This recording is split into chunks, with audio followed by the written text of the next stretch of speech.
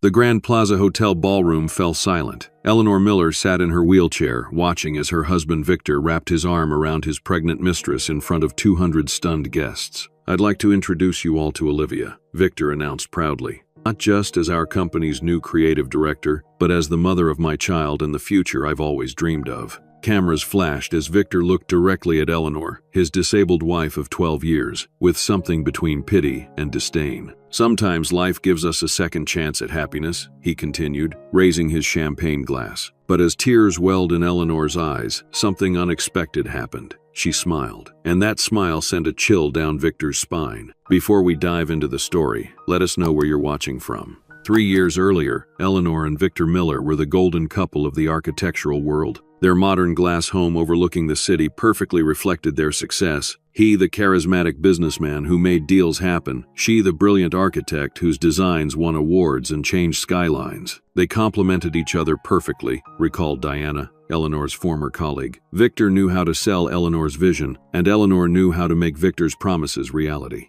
But everything changed on a rainy Tuesday in November. The accident at the Riverside development should have been impossible. Safety protocols were Eleanor's obsession, yet somehow a temporary platform collapsed while she was inspecting the 14th floor of their newest project. "The fall shattered her spine," explained Dr. Rosario, the neurologist who treated Eleanor. "We initially weren't sure if she would walk again." After 3 surgeries and months of painful rehabilitation, Eleanor could manage short distances with walking aids, but remained dependent on a wheelchair for daily life. Her once busy schedule of site visits and design meetings shrank to physical therapy appointments and doctor visits. And Victor, the man who had vowed to stand by her side in sickness and in health, began a subtle but unmistakable withdrawal. To the outside world, Victor Miller remained the devoted husband. He hired the best specialists, renovated their home for accessibility, and spoke movingly at charity galas about their journey. "My wife has shown incredible courage," he would say, his hand resting protectively on Eleanor's shoulder. "Her resilience inspires me every day." But behind closed doors, a different reality was emerging, one of cold silences, missed dinners, and growing resentment. The Berkeley Foundation's annual fundraiser was in full swing, crystal chandeliers casting a warm glow over San Francisco's elite. Eleanor Miller sat near the edge of the grand ballroom, her wheelchair positioned at a table partially hidden behind a large floral arrangement. From her vantage point, she could observe her husband Victor commanding the room. At 42, he remained strikingly handsome, his salt and pepper hair and tailored tuxedo giving him the distinguished air of success. He moved effortlessly between groups, each laugh and handshake cementing business relationships worth millions. "He certainly knows how to work a room," remarked an older woman who had joined Eleanor at her table. "Your husband has the mayor eating out of his hand." Eleanor smiled politely. Victor's always been good with people. What she didn't say was how she had begun measuring the distance between them, not just the physical space across the ballroom, but the growing emotional chasm that had opened since her accident. They had met 15 years earlier at Cornell University's architecture program. Eleanor Chen, the serious student from a family of engineers,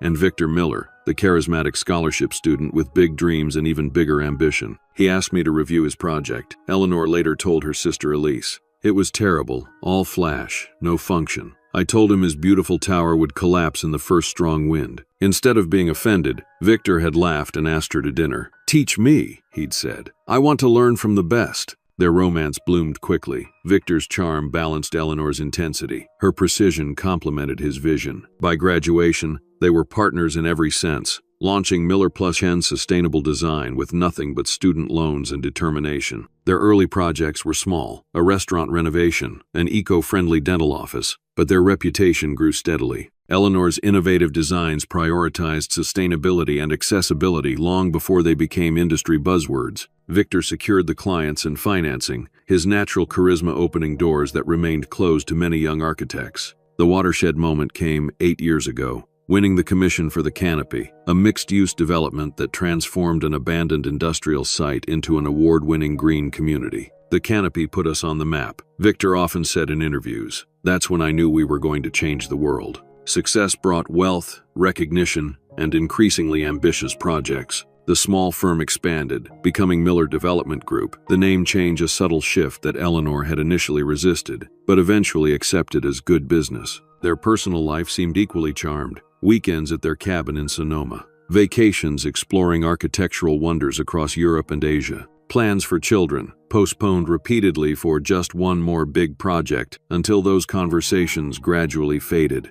At the gala, Eleanor checked her watch. It was nearly 10, and Victor had barely acknowledged her since their arrival. She watched as he chatted animatedly with Jessica Lang, the city planning commissioner whose approval they needed for their newest development. Eleanor's phone buzzed with a text from Martina. "Don't forget your 10 p.m. medication. How's the gala? Surviving the small talk?" Eleanor smiled, grateful for her physical therapist's concern. Martina was one of the few bright spots in her post-accident life. Tough during their sessions, but unfailingly supportive beyond them. Watching Victor work his magic, she typed back, "I'm practically invisible." "Their loss," Martina replied immediately. "Want me to come kidnap you? I make a very convincing medical emergency." Eleanor chuckled, drawing a curious glance from her table mate. "Tomorrow's session still at 2? She texted back, "Yes, and wear comfortable clothes. We're trying something new." Eleanor was about to respond when she noticed Victor approaching with Commissioner Lang. "And here's the creative genius behind our accessibility initiatives," Victor announced warmly, his hand settling on Eleanor's shoulder with practiced affection.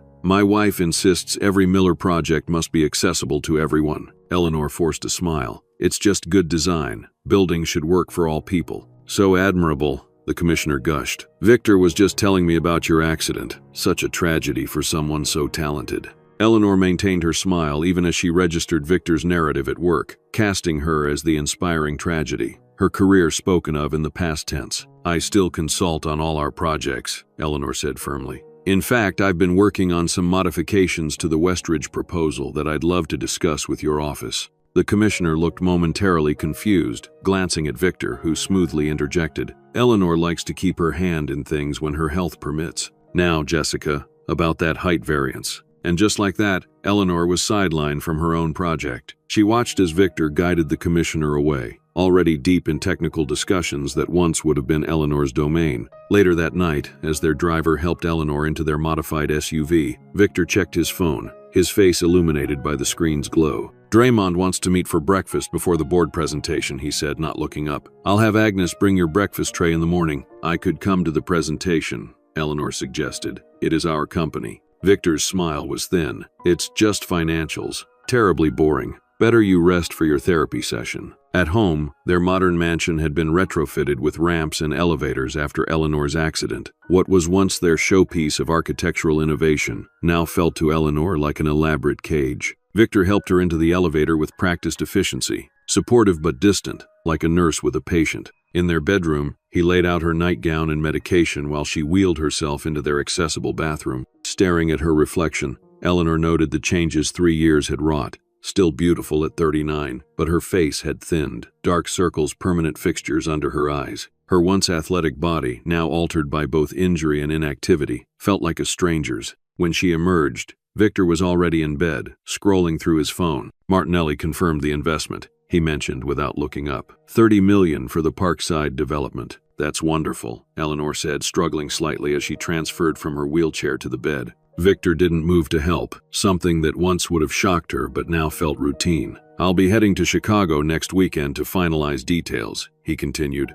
"Just 2 nights." Eleanor nodded, noting another business trip added to Victor's increasingly busy travel schedule. "The Chicago team could come here," she suggested. "Or I could come with you. I haven't traveled in months." Victor finally looked up from his phone, his expression a mixture of impatience and pity. "Eleanor, be realistic. The logistics of traveling with your situation, it's complicated. The team needs my undivided attention." The words stung, but Eleanor had grown accustomed to such subtle dismissals. "Of course," she said quietly. "It makes sense." Victor reached over and patted her hand, a gesture that felt more patronizing than affectionate. "That's my practical girl. Now take your medication. You know how you struggle to sleep without it." Eleanor obediently swallowed the pills Victor handed her, wondering when she had become someone who accepted these small humiliations without protest. As Victor turned off his light and settled into sleep, Eleanor lay awake, staring at the ceiling. Their bedroom, like their marriage, had been redesigned after her accident.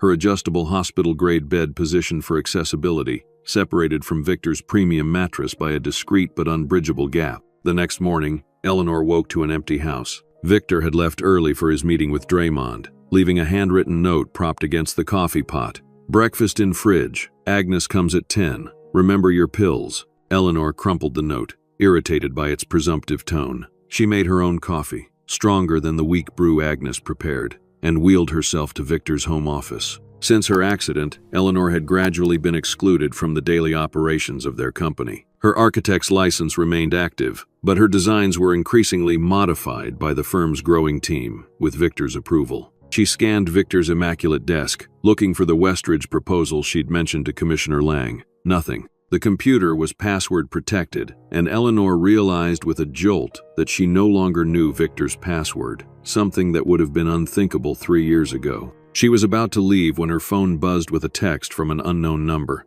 "I'm sorry, but you deserve to know the truth about your husband." Eleanor stared at the message, her heart racing. Attached was a photo that would change everything. Victor, his arm wrapped intimately around a beautiful younger woman with a visibly pregnant belly, exiting what appeared to be a private medical clinic. The timestamp showed yesterday afternoon, when Victor had claimed to be in meetings preparing for the board presentation. The photograph burned in Eleanor's mind as she waited for Victor to return home. The pregnant woman's face was unfamiliar, but the look of tenderness on Victor's face was one Eleanor hadn't seen directed at her in years. When Victor finally arrived that evening, Eleanor had composed herself, the phone with the damning photograph tucked into her wheelchair pocket. "How was the board presentation?" she asked casually as he loosened his tie. "Successful. We secured the funding for the Westridge expansion." Victor poured himself a scotch, not offering Eleanor one as he once would have. "How was therapy?" "Enlightening," Eleanor replied. "Victor, who is Olivia?" The question hung in the air. Victor's hand paused mid-sip, the only indication that the name meant anything to him.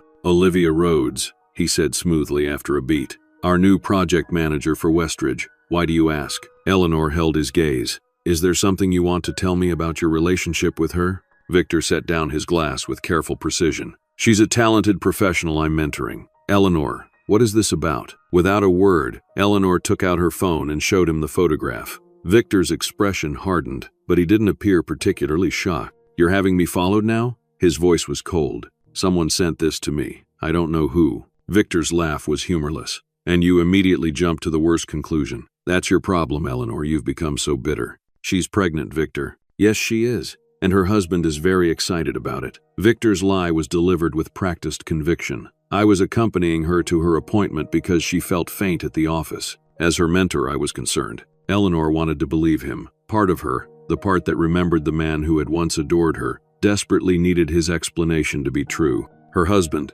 Eleanor repeated quietly. "Greg Rhodes. Works for Goldman. You met him at the Christmas party." Victor's details were specific, convincing. "Is that really what you think of me, Eleanor? That I would be carrying on with a married pregnant woman?" Put that way, it sounded absurd. Eleanor felt doubt creeping in. "The person who sent this suggested." "Who sent it?" Victor interrupted, suddenly alert. "Sounds like someone trying to cause trouble, probably jealous of our success." When Eleanor admitted she didn't know, Victor nodded knowingly. "Anonymous accusations aren't worth your energy. Now I need to review some contracts before dinner." As Victor left the room, Eleanor felt a familiar disorientation, the sensation that perhaps she was the unreasonable one, seeing problems where none existed. It was a feeling that had grown increasingly common since her accident, but something about Victor's too-perfect explanation nagged at her. That night, she lay awake long after Victor had fallen asleep, her mind returning to small inconsistencies in his behavior over recent months. The next morning, Eleanor made a decision. If Victor was telling the truth, nothing to worry about. But if he wasn't— "Agnes," she called to their housekeeper, "I'd like to do some online shopping this afternoon. Could you help me set up my laptop in Victor's office? The light is better there." Once alone in Victor's office, Eleanor moved quickly. First, she positioned a small wireless camera she had ordered weeks ago for security purposes, hiding it among the books on Victor's shelf. Then she began searching through his desk drawers. Most contained ordinary business documents, but in the back of the bottom drawer, she found a small key she didn't recognize. Pocketing it, she continued her search until Agnes called her for lunch. Over the next week, Eleanor established a new routine. Each day while Victor was at work, she reviewed the footage from the hidden camera, searching for anything unusual. Most evenings, Victor spent a few hours in his office, reviewing documents or making calls. Nothing suspicious. Then came Tuesday night. Victor entered his office at his usual time but locked the door, something he rarely did. Eleanor watched the live feed on her tablet as he made a call, his voice too low to hear clearly, but his expression was unmistakably intimate, his smile private. After the call, Victor unlocked his desk with the small key Eleanor had discovered, the same drawer that had appeared empty during her search. He removed what looked like a small black book and made several notes before returning it and relocking the drawer. The next day, while Victor was at a construction site, Eleanor used the key she had found. The black book was a separate ledger, documenting transfers to offshore accounts not mentioned in any of their joint financial statements. Large sums, hundreds of thousands of dollars, moving to numbered accounts in the Cayman Islands. More disturbing were the notes in the margins. "O apartment deposit, O car, O medical, O Olivia." Eleanor photographed every page before returning the book exactly as she had found it. That same afternoon, she called Diana, her former colleague from their early days at Miller Plus Chen. "Eleanor, it's been ages." Diana sounded genuinely pleased to hear from her. "How are you doing?" "Managing," Eleanor replied. "Diana, I need to ask you something confidentially. Do you know anything about a project manager named Olivia Rhodes?" A pause. "Olivia? Young, stunning, always dressed impeccably, about 30. "That sounds right. She's been at Miller for about a year now. Rising star." Diana hesitated. "Eleanor, there's been talk." "About?" "Victor seems particularly invested in her career. Late meetings, private lunches. The office gossip machine works overtime whenever together." Diana sighed. "I didn't want to say anything without evidence. After everything you've been through." Eleanor's suspicions crystallized into certainty. "Thank you for being honest. One more thing. Is she married? To someone named Greg Rhodes?" Diana's laugh confirmed what Eleanor already knew. "Olivia? No, she's definitely single. Makes a point of mentioning it, actually." After ending the call, Eleanor felt a strange calm descend. The pain of confirmation was mixed with validation. She wasn't imagining things or being paranoid.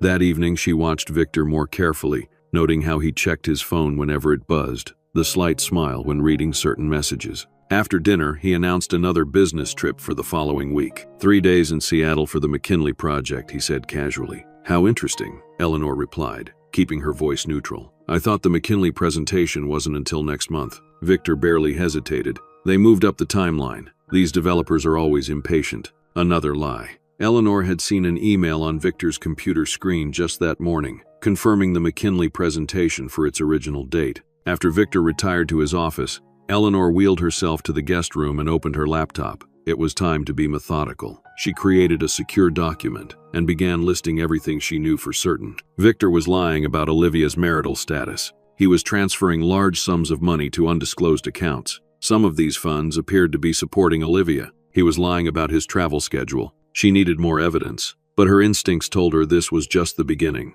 The Victor she had married would never have betrayed her this way. When had he changed? Or had he always been capable of this deception, and she had simply been too in love to see it? The next morning, Eleanor called Martina, her physical therapist. "I need a favor," she said without preamble. "Something outside your professional duties." "I'm intrigued," Martina replied, "and concerned." Eleanor hesitated, then decided complete honesty was necessary. "I need you to help me follow my husband. I believe he's having an affair." Silence. "Then, I'll pick you up at 7. Something dark." That night, Martina drove them to an upscale restaurant in her modest Honda, parking where they could see the entrance. Sure enough, at 8:15, Victor arrived, not in his usual Tesla but in an Uber. 10 minutes later, a sleek black Mercedes pulled up, and Olivia emerged, her pregnancy now unmistakable even beneath her elegant coat. Eleanor watched through binoculars as Victor greeted Olivia with a kiss that was decidedly not mentorship, his hand lingering on her pregnant belly with obvious pride. "I've seen enough," Eleanor said quietly. Martina squeezed her hand. "What now?" "Now I find out how deep this goes." Over the next 2 weeks, Eleanor built her case methodically. She discovered credit card statements showing jewelry purchases from Tiffany that she had never received. She found reservations for a weekend getaway in Napa during Victor's supposed Seattle trip. Most disturbingly, she uncovered documents for a luxury penthouse purchased in Victor's name alone, not listed among their marital assets. The property was in the Archer, their newest residential tower still under construction. Then came the most painful discovery of all. While searching Victor's home office for more financial records, Eleanor found a small velvet box hidden beneath false bottom of his desk drawer. Inside was not jewelry, but a sonogram image labeled Baby Miller, 24 weeks, with Olivia's name clearly printed at the top. Eleanor was staring at the image, tears blurring her vision, when she heard Victor's voice behind her. "What the hell do you think you're doing?"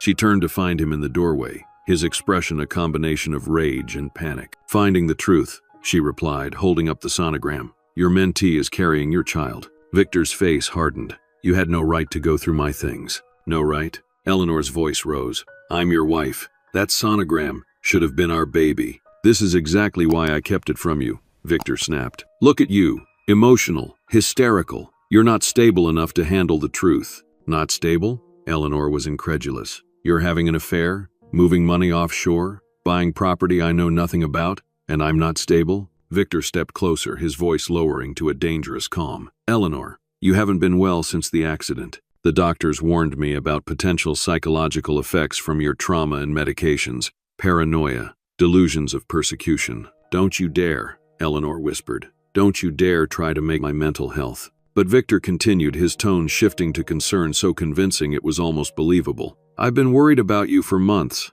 These conspiracy theories, the hidden cameras, yes, I found it," he added, seeing her surprise. "Eleanor, you need help. What I need is a divorce lawyer," she replied. Something flashed in Victor's eyes. "Calculation, not pain. If that's what you think is best. But I should warn you, any judge will take your mental state into consideration when dividing assets, especially given how unpredictable you've been since the accident." The threat was implicit but clear. "Challenge me, and I'll make you look unstable." But Victor continued, his tone shifting to concern so convincing it was almost believable. "I've been worried about you for months. These conspiracy theories, the hidden cameras, yes, I found it," he added, seeing her surprise. "Eleanor, you need help. What I need is a divorce lawyer," she replied. Something flashed in Victor's eyes. "Calculation, not pain. If that's what you think is best. But I should warn you, any judge will take your mental state into consideration when dividing assets, especially given how unpredictable you've been since the accident." The threat was implicit but clear. "Challenge me, and I'll make you look unstable." After Victor left, Eleanor sat shaking in her wheelchair,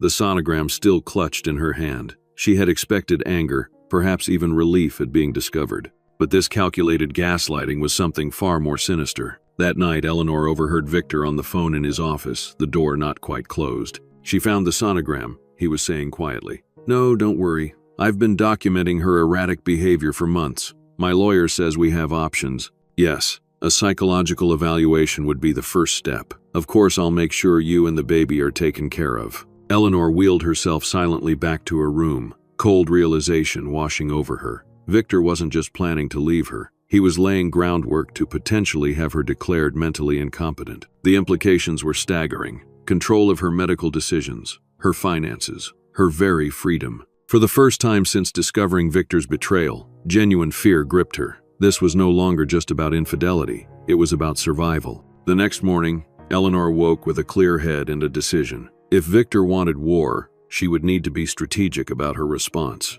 Acting emotionally would only play into his narrative about her mental instability. She began with her medications. For months, she had accepted without question the pills Victor provided each morning and evening, a combination of pain management, muscle relax, and sleep aids prescribed by various specialists. "Martina," she asked during their next therapy session, "would you look at something for me?" She showed Martina the collection of pill bottles from her bathroom cabinet. Martina examined each one carefully, her expression growing increasingly troubled. "Eleanor, how long have you been taking this combination?" "About 8 months." "Why?" Martina pointed to 2 of the bottles. "This muscle relaxant at this dosage would make anyone foggy and disoriented. And this one isn't typically prescribed for your type of injury anymore. It's known to cause memory issues and confusion in long-term use." A cold feeling settled in Eleanor's stomach. "Victor manages my medication schedule. He says it's too complicated for me to track while I'm on them." Martina's face hardened. "I think it's time you see a different neurologist, one you choose yourself." Dr. Sarah Winters,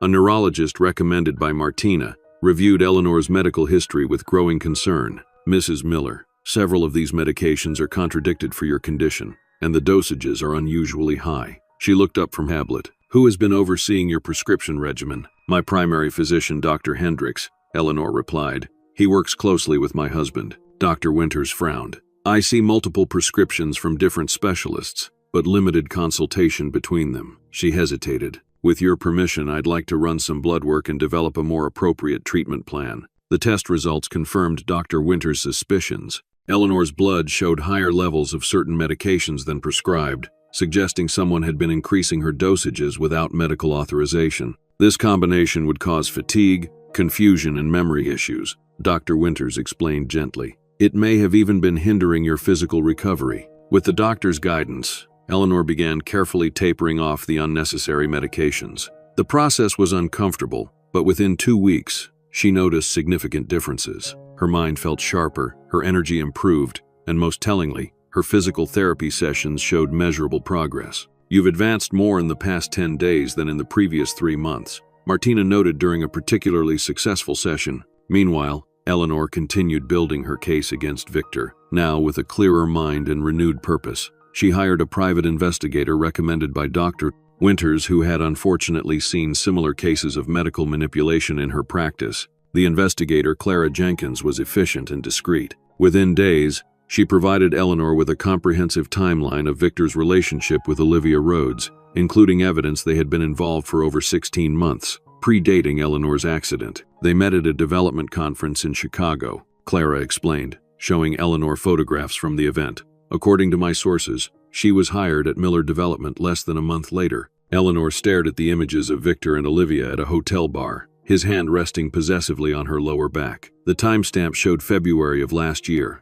3 months before her accident. There's something else you should know, Clara continued, hesitation in her voice. I looked into the inspection records for the construction site where your accident occurred, and the temporary platform that collapsed had been flagged for reinforcement the previous week. The work order was signed off as completed, but there's no record of the actual repairs being done. Eleanor frowned. That happens sometimes on busy sites. Documentation gets ahead of the actual work. True, Clara agreed. But the signature on the completion form? It belongs to Victor Miller. Eleanor's blood ran cold. Are you suggesting Victor knew the platform was unsafe when I visited the site? Clara chose her words carefully. I'm saying the timing is concerning. The accident happened 3 weeks after Miss Rhodes was hired, on a site that Victor had personally signed off as safe, despite documented structural concerns. The implication was almost too monstrous to contemplate. Eleanor had always assumed her fall was a tragic accident. The idea that Victor might have knowingly allowed her to use unsafe equipment was unthinkable. Yet as she reviewed the evidence Clara had gathered,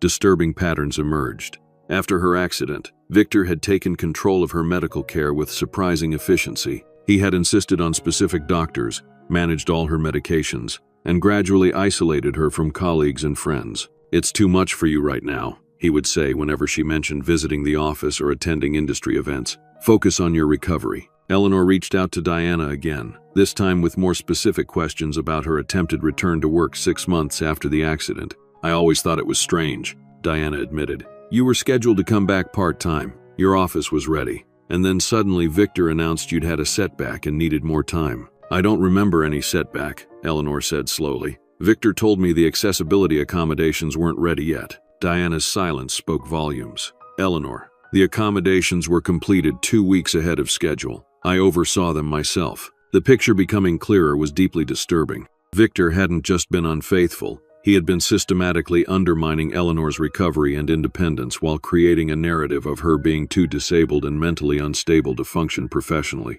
With Martina's help, Eleanor connected with a rehabilitation specialist who designed an intensive therapy program away from Victor's watchful eye. 3 times a week, while Victor believed she was attending art therapy sessions, suggested by him and supposedly supervised by a therapist who was actually Martina's cousin, Eleanor was actually working to rebuild her strength and mobility. Progress was slow but steady. As the unnecessary medications left her system, Eleanor found she could stand for longer periods and even take several steps with just a cane. Achievements Victor had repeatedly told her were unlikely given her condition. He was never at the doctor appointments, was he? Eleanor asked Martina one day. The ones where they supposedly told him my prognosis was poor. Martina shook her head. I reviewed your complete medical records. Several specialists noted good potential for significant recovery with aggressive physical therapy. Therapy Victor repeatedly canceled or rescheduled. Armed with this knowledge, Eleanor contacted Rafael Dominguez, an attorney specializing in elder abuse and financial fraud. Though she wasn't elderly, Rafael explained that many of the same legal protections applied to disabled individuals being exploited by caregivers or family members. What you're describing is a textbook case of medical gaslighting and financial exploitation, Rafael explained during their confidential meeting. The medication manipulation alone is potentially criminal. I need to be careful, Eleanor explained. Victor has significant resources and connections, and he's been documenting my supposed mental instability to use against me. Raphael nodded grimly. Then we document everything and prepare for the right moment. Most importantly, we ensure your physical safety while we build the case. Safety had become a genuine concern. As Eleanor reduced her medication and became more clear-headed, Victor's behavior grew increasingly controlling. He installed a security system that sent him alerts when exterior doors opened. He began checking her pill bottles to ensure she was compliant with her medication regimen, forcing Eleanor to develop elaborate systems to maintain her deception. Through Clara's investigation, Eleanor discovered something even more alarming. Victor had consulted with a lawyer specializing in conservatorships for mentally incapacitated adults. He's laying groundwork to take legal control of your affairs, Raphael warned when Eleanor shared this information. We need to accelerate our timeline. Eleanor agreed, but insisted they be thorough. I want him exposed completely, not just the affair, but everything. The financial fraud, the medical manipulation, and possibly his role in my accident. The final piece fell into place when Clara located Marcus Jones, a former security guard from the construction site where Eleanor's accident occurred. Initially reluctant to speak, Marcus finally agreed to meet Eleanor at Raphael's office. I wasn't supposed to be there that day, Marcus explained nervously. I switched shifts with another guard. That's why he came to me afterward. He? Eleanor prompted. Your husband. 2 days after your accident, he asked me to delete specific footage from the security server. Marcus couldn't meet Eleanor's eyes. He said it showed you in a private moment, upset, crying, and he wanted to protect your dignity. Offered me $5,000 cash. Did you delete it? Raphael asked. Marcus nodded. But I'm not completely stupid. I made a copy first. Insurance, you know. Never thought I'd need it. The footage, stored on an old flash drive Marcus had kept hidden, was grainy, but clear enough. It showed Victor on the construction site early on the morning of Eleanor's accident, examining the temporary platform. The timestamp was 6:42 a.m., almost 3 hours before Eleanor's scheduled inspection. More damning was the second clip from the same morning, Victor speaking with the site foreman, pointing to the platform, then handing him an envelope. The foreman nodded, pocketed the envelope, and walked away. No work was done on the platform. Eleanor watched the footage in horrified silence. While it wasn't definitive proof that Victor had intentionally caused her accident, it clearly showed he knew the platform was unsafe and did nothing to prevent her from using it. This crosses into potential criminal territory, Raphael said quietly. Negligence at minimum, attempted manslaughter at worst. Eleanor felt strangely calm as the final pieces aligned.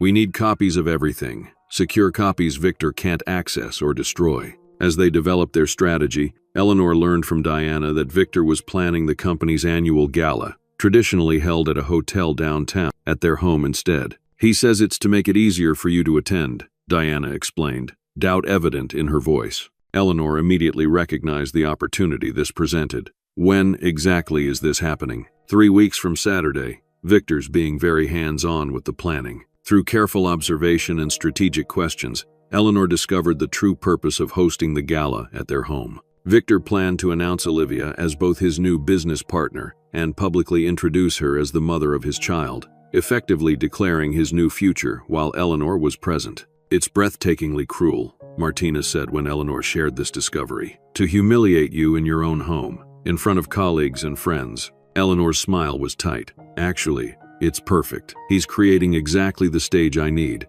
With the gala 3 weeks away, Eleanor moved into high gear, coordinating with her growing team of allies. Raphael prepared legal documents while Clara gathered the final pieces of evidence they needed. Martina intensified Eleanor's physical therapy, focusing on building the stamina she would need for what was to come. We need to be methodical, Eleanor insisted during a strategy session in Raphael's office. Victor is expecting me to either break down or lash out. He's counting on emotional reactions he can use to support his narrative about my mental state. Raphael nodded approvingly. The evidence we've gathered is compelling, but timing and presentation will be crucial. Eleanor had reconnected with her twin sister Elise, from whom she'd grown distant in recent years, a separation she now recognized as part of Victor's systematic isolation tactics. He always said you were too busy with your cybersecurity projects to visit, Eleanor explained during their tearful reunion. Elise's face hardened. I tried to visit many times after your accident. Victor always said you were too tired or in too much pain to see anyone. She squeezed Eleanor's hand. I knew something was wrong when my birthday gifts to you went unacknowledged. We've never missed each other's birthdays. With her background in digital security, Elise proved invaluable to their efforts. She helped Eleanor access Victor's password-protected files, revealing a trove of incriminating information. Emails discussing the offshore accounts where he'd hidden millions in company profits. Correspondence with Olivia dating back to before Eleanor's accident. Communications with doctors instructing them to emphasize Eleanor's limitations rather than potential recovery. Research on medications known to cause cognitive impairment and confusion. Detailed plans for the penthouse being prepared for Olivia, paid for with funds from their charitable foundation. He's been embezzling from our foundation? Eleanor was stunned. The Miller Foundation for Accessible Design had been her passion project, funding ramps, elevators, and other modifications to make public spaces accessible to everyone. According to these records, he's diverted over $2 million in the past year alone, Elise confirmed, scrolling through financial documents. The money supposedly went to accessibility projects that were never completed. The depth of Victor's betrayal seemed bottomless. Beyond the affair and medical manipulation, he had corrupted Eleanor's life's work, using funds meant to help disabled people to instead finance his new life with Olivia. Eleanor insisted on maintaining absolute secrecy as they prepared. She continued taking the placebos Martina had prepared in place of her actual medications, allowing Victor to believe she remained foggy and dependent. She feigned excitement about the upcoming gala, even offering suggestions for the menu and decorations.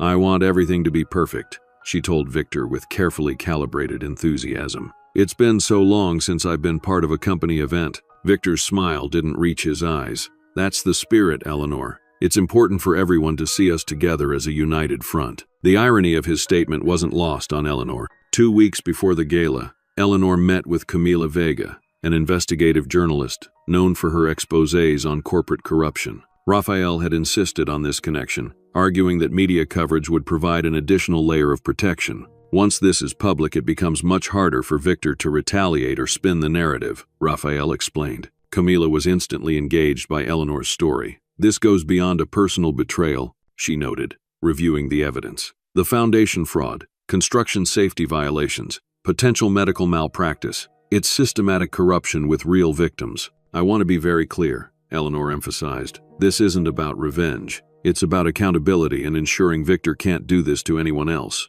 Camila studied Eleanor carefully. "Your restraint is remarkable, considering what you've endured." Eleanor's smile was tight. "I've had a lot of time to think while sitting in this wheelchair." As the gala approached, Eleanor worked with Elise to ensure their technological preparations were flawless. Hidden cameras were strategically placed throughout the main level of their home. The presentation system Victor planned to use for his company announcement was subtly modified to allow Eleanor to take control when needed. "He won't be able to shut it down remotely," Elise assured her. "Once you initiate the sequence, it will complete regardless of what anyone does." Victor remained oblivious to these preparations, interpreting Eleanor's increased energy as excitement about returning to social life. If he noticed she was taking slightly longer trips around the house in her wheelchair, or occasionally standing to reach something from a shelf, he didn't comment, perhaps assuming his gaslighting had been so effective that she wouldn't dare hope for substantial improvement. 1 week before the gala, Eleanor met with City Building Inspector Maria Gonzalez,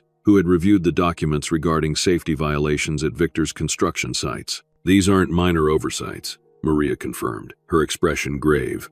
"We're talking about systematic disregard for basic safety protocols. If these allegations prove accurate, Miller Development could face significant and possibly criminal charges." Eleanor provided copies of all relevant documents. "I want this handled through proper channels," she insisted. "My personal situation aside, people's lives are at risk." The night before the gala, Eleanor sat in her studio, the one room in their home that remained truly hers. Once filled with architectural models and design plans, it now contained her careful documentation of Victor's betrayal. Every piece of evidence was backed up in multiple secure locations, with copies in Raphael's possession, Elise's encrypted servers, and a safe deposit box accessible only to Eleanor. Her phone buzzed with a text from Martina. "Everything in place for tomorrow. Are you ready?" Eleanor looked at herself in the mirror. The woman who stared back was no longer the broken, confused person Victor had cultivated. Her eyes were clear, her posture straight even while seated in her wheelchair. The unnecessary medications had cleared from her system,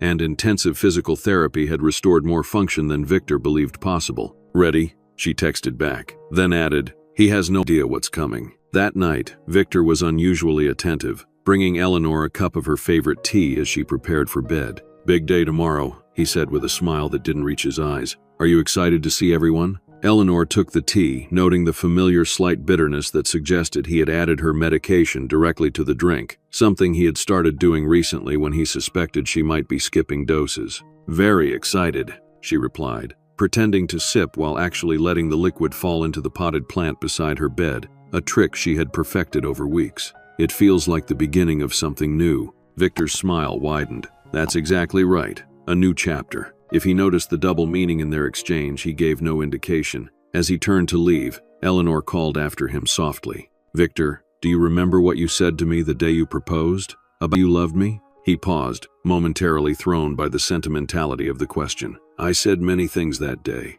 You said you loved my mind, that I was the smartest person you'd ever met. Eleanor's smile was gentle. I've been thinking about that lately. Victor's expression flickered with something, perhaps a moment of genuine regret, before his mask of attentive husband returned. Get some rest, Eleanor. Tomorrow is an important day. As the door closed behind him, Eleanor whispered to the empty room, Yes, it certainly is. The day of the gala arrived with perfect weather. A crisp autumn evening showed their modernist glass home to its best advantage. Professional decorators had transformed the main floor into an elegant venue with floral arrangements, subtle lighting, and a small stage area where Victor would deliver his announcements. Eleanor spent the morning in careful preparation. She selected a midnight blue gown she had worn to a charity event 3 years earlier, the last major function she had attended before her accident. Victor had always said it was his favorite, though he raised an eyebrow when she requested Agnes help her into it. Are you sure that's appropriate? He asked, glancing at her wheelchair. The styling team brought several options that would be more accommodating. I want to wear something that reminds everyone of who I was, who I am, Eleanor replied with a serene smile. Don't worry, Agnes modified it perfectly. By 6 o'clock, staff were making final preparations as Eleanor positioned herself in the salon adjoining the main reception area. From this vantage point, she could observe without being immediately visible to arriving guests. Victor was in his element, moving confidently through the space, directing caterers and checking lighting. He wore a new tuxedo that Eleanor had never seen. Another small betrayal added to the mountain of larger ones. Are we confirmed for 8:30? She overheard him asking his assistant. Yes, Mr. Miller. The car is picking up Miss Rhodes at 8:15. All board members and key investors have confirmed attendance. Victor nodded, satisfaction evident in his expression. Perfect. Make sure Eleanor's wheelchair is positioned near the back once guests arrive. Visible enough for appearance's sake, but not centrally located. The casual cruelty of his instruction confirmed what Eleanor already knew. Tonight was designed to sideline her while Victor claimed his new future. Guests began arriving at 7. Eleanor watched as Victor greeted each one warmly, playing the role of successful businessman and devoted husband. When he eventually wheeled her out to join the reception, his hand rested possessively on her shoulder as he guided her through carefully scripted interactions. Eleanor has been so looking forward to seeing everyone, he would say, patting her hand. Haven't you, dear? Eleanor played her part perfectly, present but subdued, smiling appreciatively as colleagues and business associates told her how well she looked. As Victor had instructed, staff eventually positioned her wheelchair in a corner of the main room, partially obscured by a large floral arrangement. By 8:30, the gala was in full swing. Nearly 200 guests filled their home, board members, investors, city officials, and prominent members of the architectural community. Eleanor noticed several key figures with whom Victor had been cultivating relationships: Mayor Harrison, Commissioner Lang, and Draymond Jefferson, the venture capitalist whose investment had expanded Miller Development into 3 new states. At precisely 8:40, a sleek black car pulled up outside. Eleanor watched through the window as Victor stepped out to personally greet Olivia, resplendent in a form-fitting gold gown that accentuated her pregnant belly. He kissed her cheek with familiar intimacy, his hand lingering on her waist as he guided her inside. The room subtly quieted as they entered, guests noticing the pregnant newcomer and the proprietary way Victor introduced her to key contacts. Eleanor observed the quick, uncomfortable glances cast in her direction, people connecting the dots and realizing something significant was unfolding. At 9 o'clock, Victor clinked his glass for attention, moving to the small stage area where a projection screen displayed the Miller Development logo. Friends, colleagues, esteemed partners, he began, his voice carrying confidently across the hushed room. Thank you for joining us in our home for this special evening. Eleanor noted his deliberate use of our home, maintaining the facade of their ship even as he prepared to dismantle it publicly. Miller Development has always been about vision, Victor continued, about seeing possibilities where others see only obstacles. Tonight, I'm excited to share our newest vision, one that will transform not just our skylines, but our company itself. The screen behind him shifted to renderings of an ambitious new development, the Horizon, a mixed-use community featuring striking modern towers surrounded by green space. The Horizon represents our future, Victor declared, expertly building enthusiasm with each practiced phrase. A future that embraces innovation, sustainability, and new leadership. He gestured toward Olivia, inviting her to join him on stage. It's my pleasure to introduce Olivia Rhodes, who joins Miller Development as our new creative director and my partner in bringing the Horizon to life. Applause filled the room, though Eleanor noticed many guests looking uncomfortable, their eyes darting between Victor, Olivia, and Eleanor's wheelchair in the corner. Victor placed his arm around Olivia's waist, his smile broadening. Olivia brings fresh perspective and brilliant design sensibility to our team. Her vision for accessible, sustainable communities aligns perfectly with Miller Development's future direction. The irony was staggering, Victor appropriating Eleanor's lifelong commitment to accessibility as a selling point for his new partner. But tonight is about more than business announcements, Victor continued, his voice softening to a tone Eleanor recognized as his most manipulative. It's about honesty and new beginnings. The room grew uncomfortably quiet as guests sensed what was coming. Life takes unexpected turns, Victor said, looking directly at Eleanor for the first time that evening. Sometimes it brings challenges that change our path entirely. Eleanor maintained perfect composure, her face revealing nothing as Victor continued his carefully crafted narrative. Eleanor's accident 3 years ago changed both our lives profoundly, he said, his expression a masterclass in performative compassion. Through her courage, she has shown what it means to adapt to difficult circumstances. Murmurs of agreement rippled through the audience, everyone appreciating the expected platitudes about her bravery. But life also brings unexpected joy, Victor continued,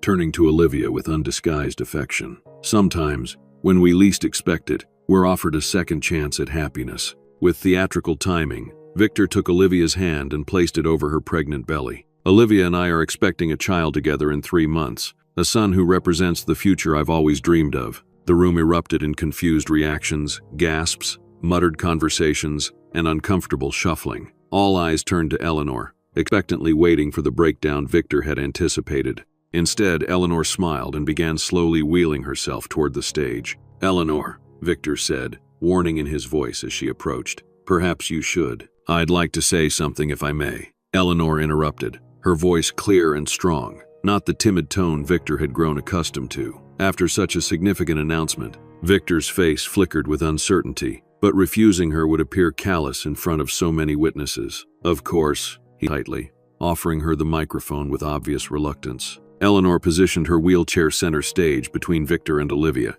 She took the microphone and surveyed the room, friends, colleagues, people who had known her for years but had accepted Victor's narrative about her decline without question. First, I want to congratulate Victor and Olivia, she began calmly. A child is always a blessing, regardless of the circumstances of its conception. Olivia flushed, looking uncomfortably at Victor, who maintained a rigid smile. I've known about their relationship for some time, Eleanor continued, causing another ripple of murmurs through the crowd. Just as I've known about the penthouse Victor purchased for them in the Archer using funds from our charitable foundation. Victor stepped forward, his hand reaching for the microphone. Eleanor, you're upset. Let's not. I'm not upset, Victor. I'm finally clear-headed. Eleanor turned to address the audience directly. Clear-headed because I've spent the past 2 months weaning myself off the unnecessary medications Victor has been giving me.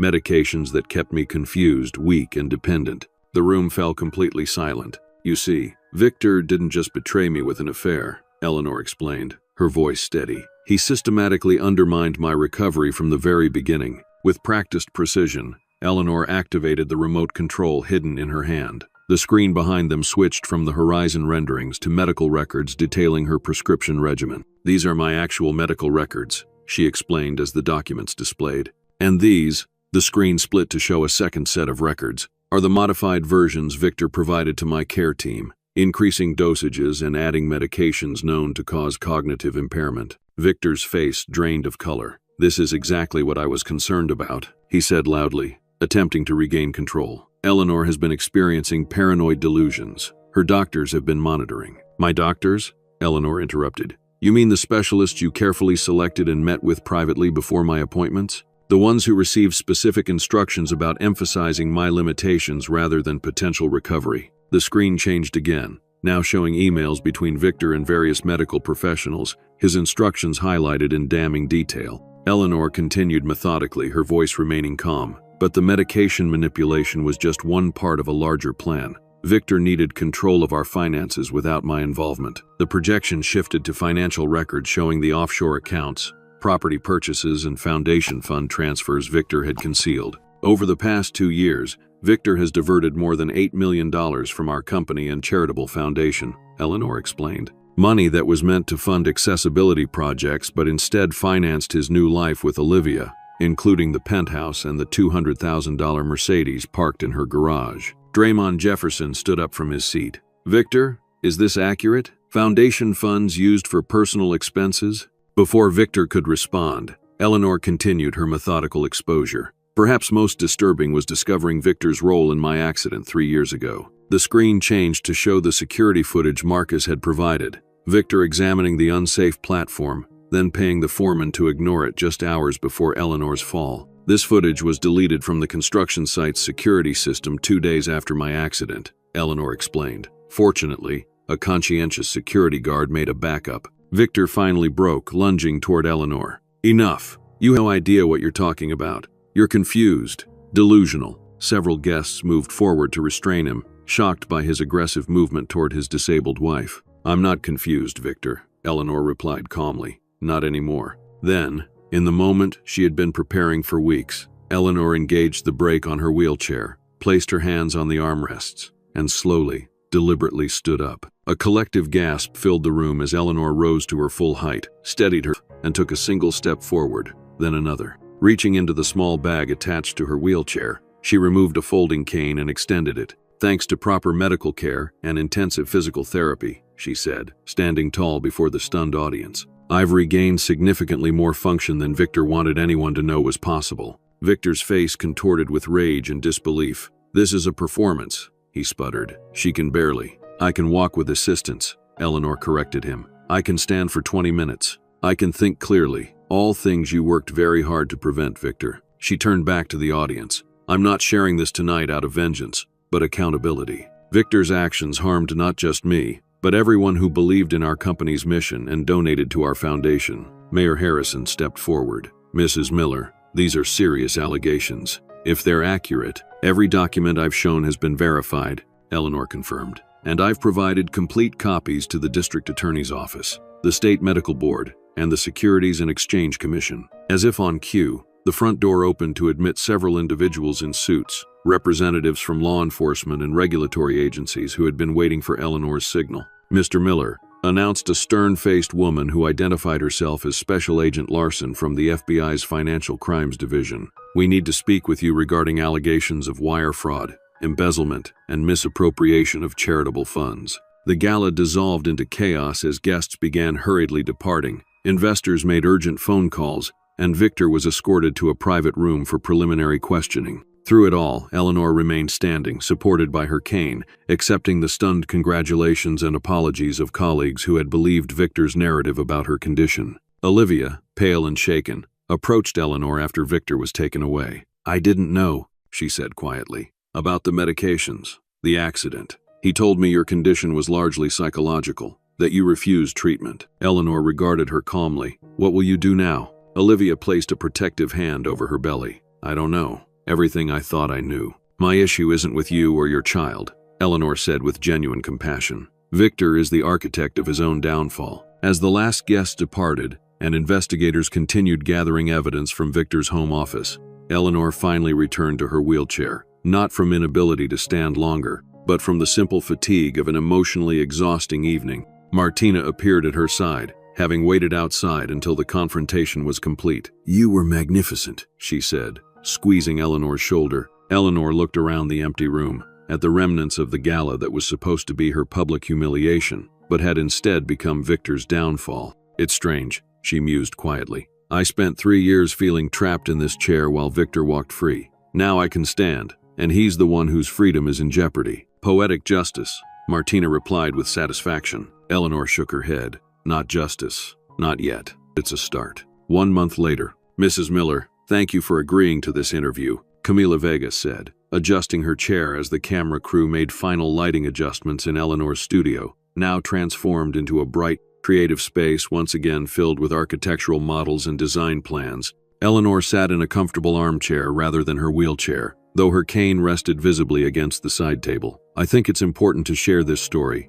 she replied. "Not for my sake, but for anyone who might be experiencing something similar." Camila nodded. "Your case has certainly sparked important conversations about gaslighting, medical manipulation, and financial exploitation within marriages." The interview that followed was comprehensive but dignified. Eleanor recounted the gradual realization of Victor's betrayal, the evidence gathering, and her strategic approach to exposing him. "Many people have called your gala confrontation the perfect revenge," Camila noted. "How do you respond to that characterization?" Eleanor considered the question carefully. It wasn't about revenge. It was about truth and accountability. "Victor didn't just betray me personally. He violated his professional obligations, endangered workers through safety violations, and misappropriated charitable funds meant to help disabled people. And yet the personal betrayal was profound," Camila pressed gently. "Yes," Eleanor acknowledged. "Finding out your spouse has manipulated your medical care to maintain control. It's a violation that's difficult to describe,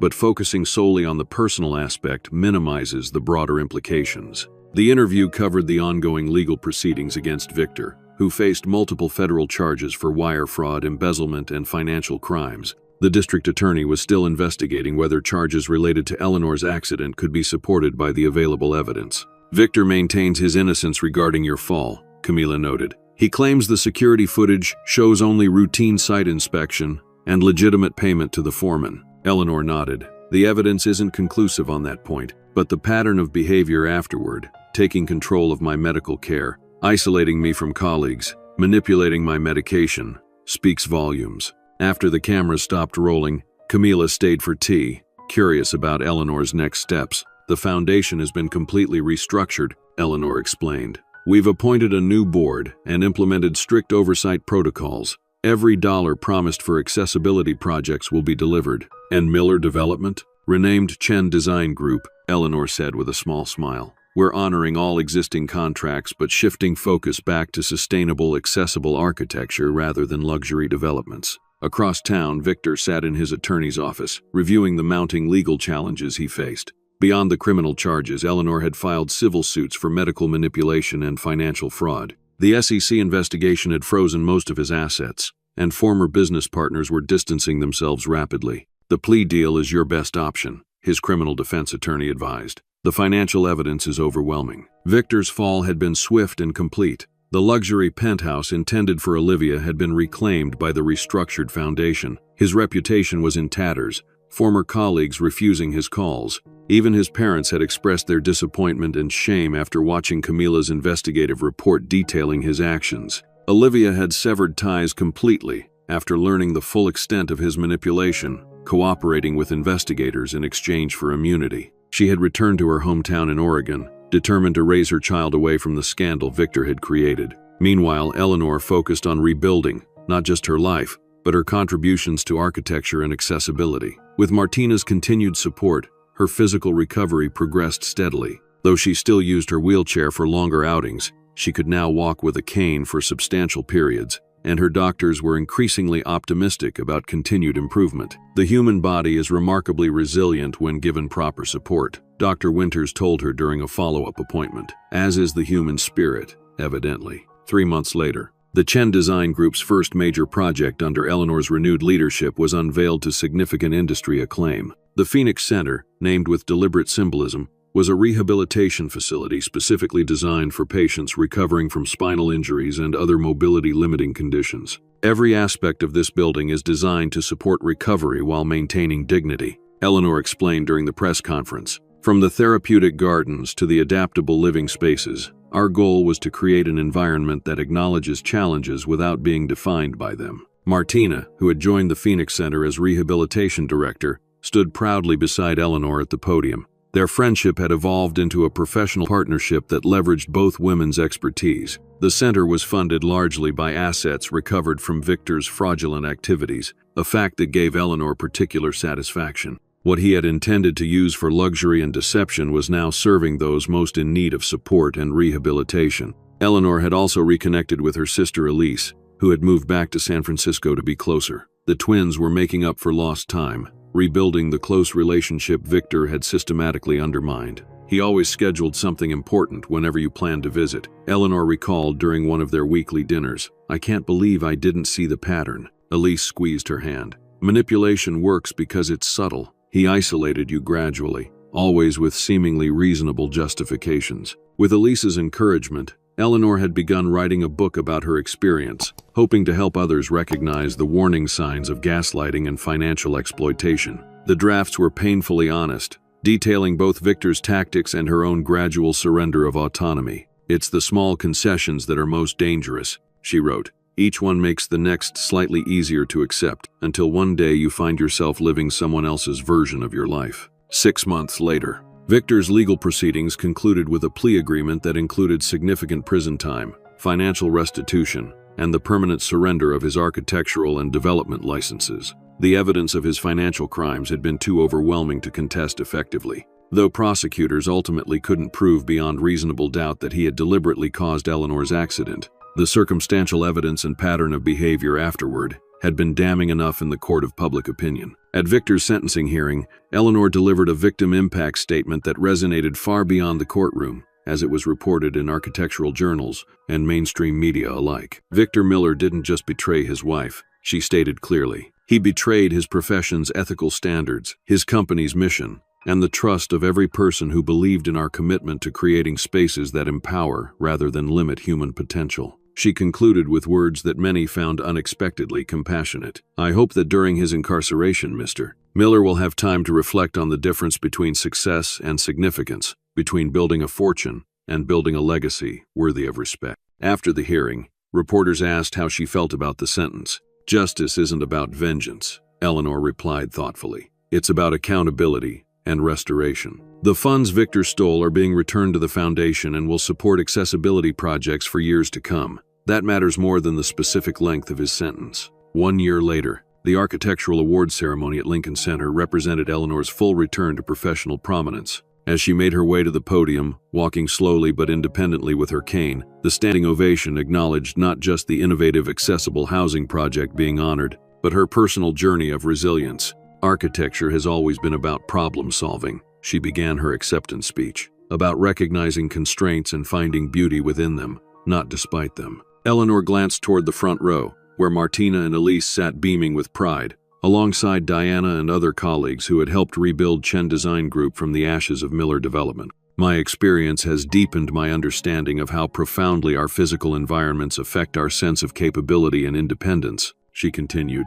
Good design isn't about accommodating disability. It's about recognizing the full spectrum of human ability and creating spaces where everyone can thrive. The housing project being honored, built on the very site where Victor had planned his luxury development, incorporated universal design principles that made it accessible without appearing institutional. More significantly, it included a training center where disabled architects and designers could develop their skills. The Eleanor Chen Scholarship for Inclusive Design, she announced during her speech, will ensure that our profession continues to benefit from diverse perspectives, including those who navigate the world differently because of disability. After the ceremony, Eleanor visited Victor in prison, not for reconciliation but for closure. He had requested the meeting several times and she had finally decided it was time. Victor had aged visibly in the years since his conviction. The confident, charismatic man who had commanded rooms was diminished in his prison uniform, his carefully maintained appearance now marked by premature lines and gray hair. Thank you for coming, he said as they sat across from each other in the visiting room. I wasn't sure you would.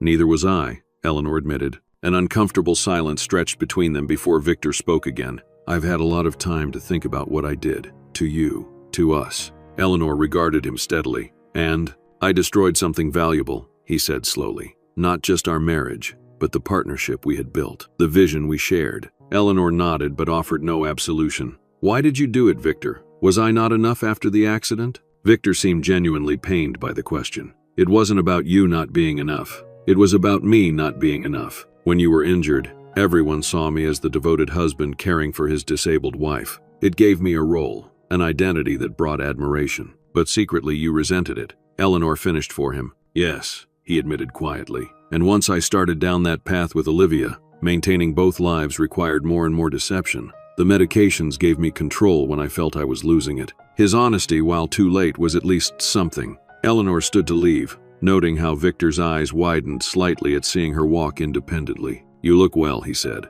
"The physical therapy must be working." "It is," Eleanor confirmed, "though it would have worked better years ago, without your interference." As she prepared to depart, Victor asked the question she had anticipated. "Can you ever forgive me?" Eleanor considered carefully before answering. "Forgiveness isn't something you're owed, Victor. It's something I might eventually grant myself. The freedom to move forward, without carrying the weight of what you did." She left the prison feeling lighter, not because of any reconciliation with Victor, but because she had faced him on her own terms, standing on her own strength. That evening, Eleanor sat in the garden of her new home, a thoughtfully designed space that accommodated her varying mobility needs while expressing her aesthetic sensibility. She had sold the glass mansion with its painful memories and designed this more modest but far more personal residence. As twilight gathered, she reviewed plans for Chen Design Group's newest project, a mixed-use development featuring intergenerational housing, workspaces, and recreational areas, all designed with universal accessibility principles. Her phone buzzed with a text from Martina. "Phoenix Center just admitted its 100th patient. Celebration dinner tomorrow?" Eleanor smiled, thinking about how much had changed in a year. Victor had intended it to be her public humiliation and his triumphant new beginning. Instead, it had become the catalyst for her rebirth and his downfall. She still used her wheelchair sometimes, when fatigue or pain required it. She had come to see it not as a symbol of limitation, but as a practical tool that expanded her capabilities. Her disability remained a reality, but no longer defined her identity or constrained her potential. Most importantly, she had reclaimed not just her career and independence, but her voice, using it now to advocate for others who might be vulnerable to manipulation and control. "Yes to dinner," she texted Martina back, "and yes to celebration. We have much to be grateful for." As darkness fell, Eleanor looked up at the stars becoming visible above her garden. The path forward wasn't perfect or easy, but it was hers to determine. And after everything, that freedom was the sweetest victory of all. Eleanor's story reminds us all that resilience often grows from our deepest wounds, and that true strength sometimes emerges only after we've been broken. Hit the like button if you found Eleanor's journey powerful, and subscribe to our channel for more stories of resilience, justice, and human courage. Don't forget to ring that notification bell so you never miss a new upload. In the comments below, I'd love to hear your thoughts. Have you ever witnessed or experienced gaslighting? What were the subtle signs that something wasn't right?